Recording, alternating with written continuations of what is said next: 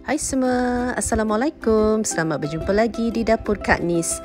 Kali ini Kak Nis akan memasak set nasi Arab, nasi kapsah ayam. Lengkap dengan salad dan sosnya. Jadi jangan ke mana-mana, teruskan bersama Kak Nis di Kak Nis Kitchen. Kak Nis telah bahagikan cara membuat nasi kapsah ini kepada beberapa bahagian.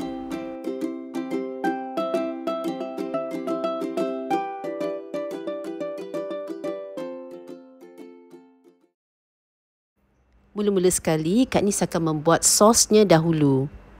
Bahan-bahannya ialah 2 biji tomato, sedikit daun ketumbar, sedikit ladi hijau boleh ditambahkan dengan cili padi, separuh lemon, sedikit jintan putih dan sedikit garam. Cara membuatnya, kita masukkan ke dalam mangkuk adunan tomato, cili, daun ketumbar,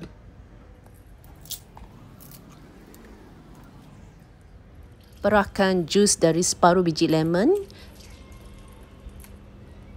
dan masukkan 1 sudu teh jintan putih dan garam dalam 1,5 sudu teh. Semua bahan-bahan ini kita kisar selama 30 saat, speed 8 hingga 10. Sos dah siap, kita alihkan ke dalam bekas yang bertutup dan simpan di dalam peti sejuk sehingga diperlukan.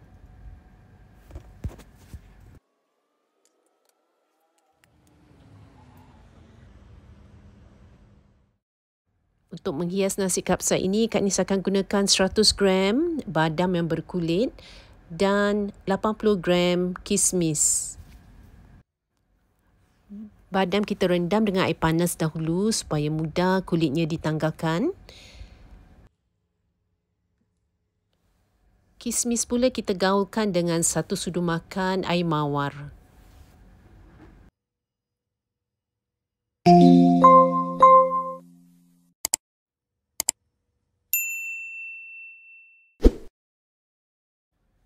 Setelah 10-15 minit, kulit badam akan kembang dan mudah dikupas.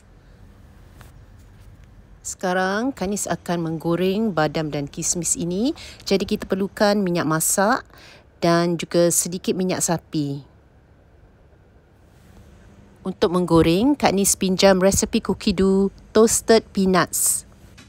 Kita diarah untuk masukkan 100 gram minyak masak, tetapi Kak Nis akan masukkan lebih kurang 35 gram minyak sapi dan baki 65 gram Kak Nis masukkan minyak masak.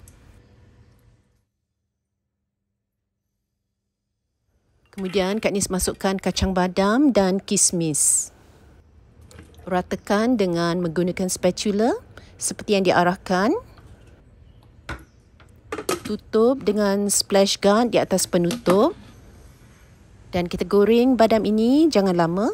10 minit sudah cukup. Goreng menggunakan high temperature.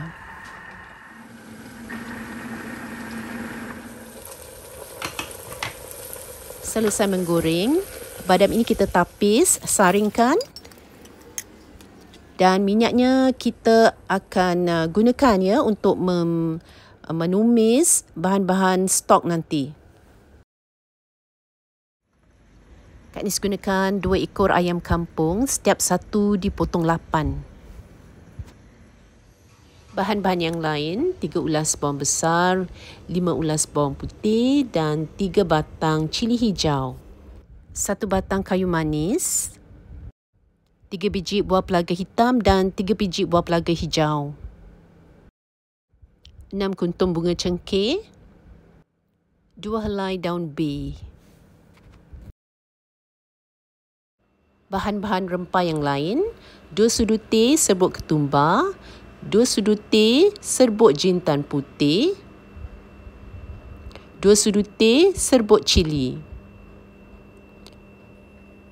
2 sudu teh garam, 1 sudu teh serbuk lada hitam, 1 sudu teh serbuk kunyit dan 1 cube stok ayam.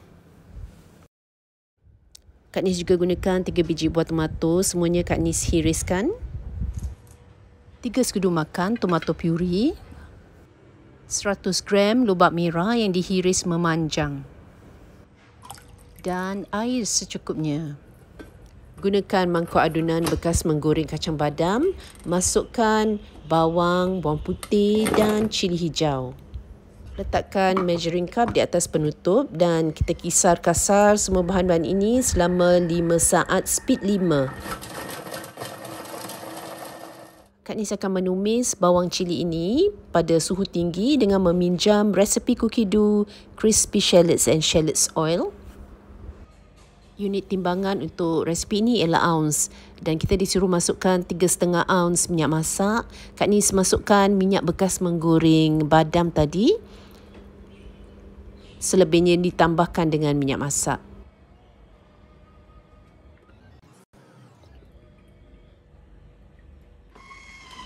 Ikuti langkah seterusnya dengan menumis selama 15 minit, suhu tinggi, high temperature.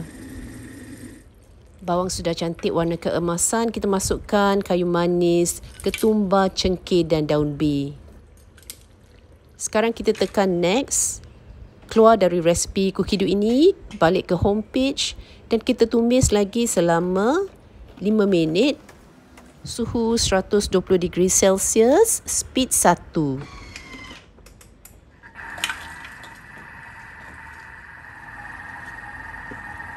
Dan jangan lupa letakkan simmering basket supaya tidak mercik ya.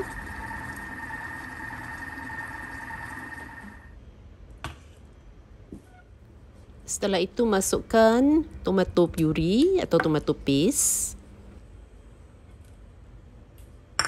Masukkan juga buah tomato yang telah dihiris. Lubak merah.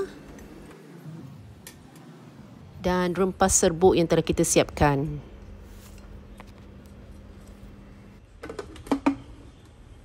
Tumis lagi bahan-bahan ini selama 10 minit, suhu 120 degree Celsius, speed 0.5. Sekarang Kak Nis akan memasang butterfly whisk. Jadi Kak Nis gunakan spatula untuk kuis ke tepi bahan-bahan yang terlekat di mata pisau, terutama di bahagian tengah mata pisau, supaya senang kita kuncikan butterfly whisk kita nanti.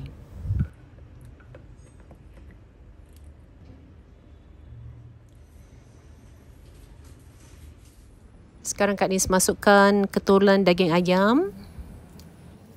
Kak Nis gunakan butterfly whisk ini supaya daging ayam kita tidak tercedera, tertusuk oleh mata pisau ketika mata pisau bergerak. Sekarang kita tuangkan air sehingga hampir ke paras maksimum. Pastikan ketulan ayam terendam. Kemudian kita masak semua ini selama 10 minit, suhu 120 degree Celsius, speed spoon.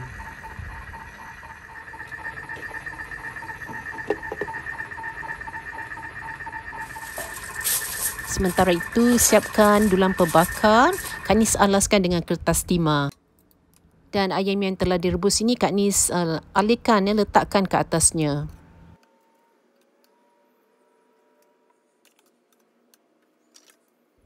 Sekarang kita akan masukkan daging ayam yang belum direbus ke dalam mangkuk adunan. Dan kita akan rebus pada setting yang sama. Kak Nis tambahkan sedikit air lagi supaya semua bahan terendam. Dan rebus lagi 10 minit, 120 degree Celsius, speed spoon. Di akhir proses ini, semua ketulan ayam berada di atas dulang pembakar. Dan stok ayam yang tinggal ini kita akan gunakan untuk memasak nasi. Sebelum itu kita keluarkan butterfly whisk. Dan Kak Nis keluarkan dalam 1,5 sendok stok ini untuk dijadikan bahan sapuan pada ayam sebelum ayam kita dibakar nanti. Stok ayam ini kita akan gunakan untuk memasak nasi, tetapi sebelum itu Kak Nis akan saring dahulu. Kak Nis gunakan simmering basket dan saring stok ayam ini ke dalam mangkuk yang lain. Nanti Kak Nis akan sukat semula stok ayam ini mengikut sukatan beras yang Kak Nis gunakan. Anda dapat lihat ya, Kak Nis telah keluarkan sebanyak mungkin cecair dari mangkuk adunan ini. Sekarang Kak Nis letakkan mangkuk adunan ini di tempatnya untuk langkah seterusnya.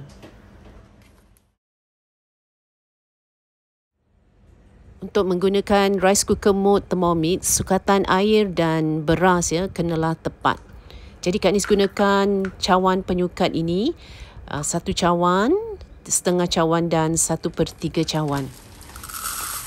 Di dalam resipi ini Kak Nis gunakan 3 cawan beras basmati. Bila memasak menggunakan rice cooker mode Thermomix, beras tidak perlu direndam ya. Setelah sukat, cuci beras sehingga bersih dan jernih airnya. Toskan airnya, buat seketika sehingga tiada lagi air yang menitis. Lalu kita terus masukkan ke dalam mangkuk adunan.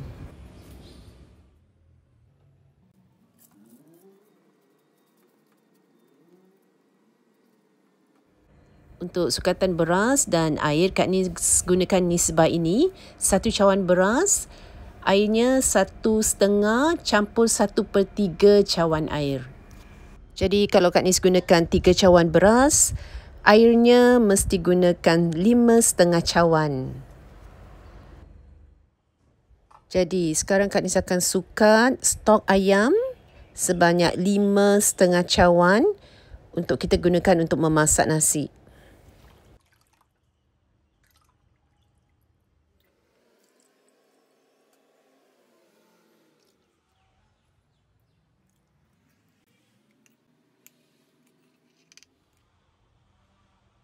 Tambahkan dengan sedikit air jika perlu ya untuk mendapatkan 5,5 cawan. Yang ini tidak penuh sangat sebab di dalam mangkuk adunan tu sudah ada sedikit cairan. Stok ayam yang telah disukat ini kita masukkan ke dalam mangkuk adunan yang telah diisi beras. Kak Nis gunakan spatula untuk turunkan bahan-bahan yang melekat di mangkuk adunan. Sekarang kita tutupkan mangkuk adunan dengan meletakkan measuring cup di tempatnya dan kita hidupkan mode rice cooker.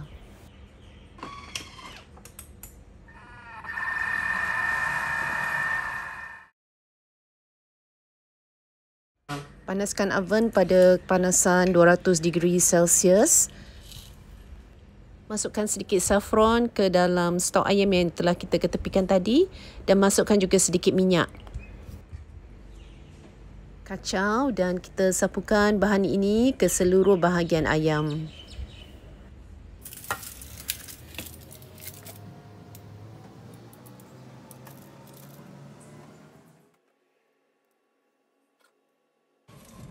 Bakar ayam di dalam oven selama lebih kurang 20 minit. Sekarang mode rice cooker sudah pun tamat dan nasi sudah pun masak. Tetapi kita jangan keluarkan dulu nasi ini, biarkan permukaannya agak kering sedikit. Kita diamkan lagi 20 hingga 30 minit. Jadi sementara itu kita siapkan bahan salad untuk mengiringi nasi kapsa kita ini. Untuk saladnya Kak Nis gunakan sedikit daun ketumbar, timun, tomato dan bawang besar. Timun dibuang empulurnya dan kita potong dadu. Begitu juga dengan buah tomato, kita buang bijinya dan kita potong dadu.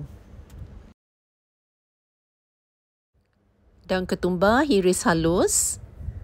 Kak Nis tambahkan cili merah juga dihiris halus. Dan bawang besar juga kita mayang halus. Kasih 1 sudu teh gula dan 1 sudu teh garam.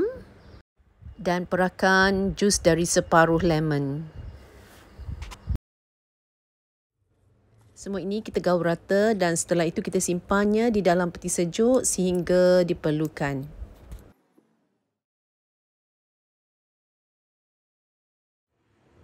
Nasi yang sudah masak kita gemburkan dengan menggunakan garfu. Mulakan dari bahagian tepi mangkuk adunan, gemburkan ke tengah. Lakukan perlahan-lahan supaya nasi kita tidak patah.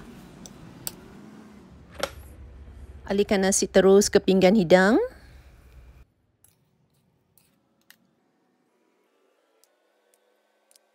Untuk keluarkan nasi yang berada di paling bawah mangkuk adunan, Kak Nis terbalikkan mangkuk adunan dan keluarkan bahagian base-nya. Mata pisau akan terlepas jatuh dan nasi pun akan ikut jatuh ke bawah. Nasi di bahagian dasar mangkuk adunan tidak hangus dan ia lembut, tidak keras. Tapi ada bahagian tumpuk-tumpuk hitam ni Kak Nis buang sajalah ya.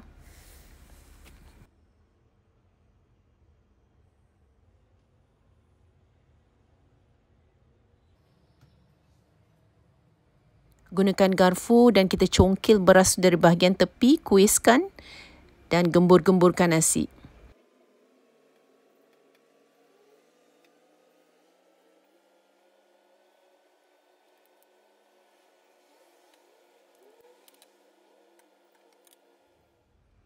Kemudian ambil badam dan kismis yang telah digoreng tadi, kita taburkan di atas nasi kita. Daging ayam yang sudah dibakar kita susun di atas nasi.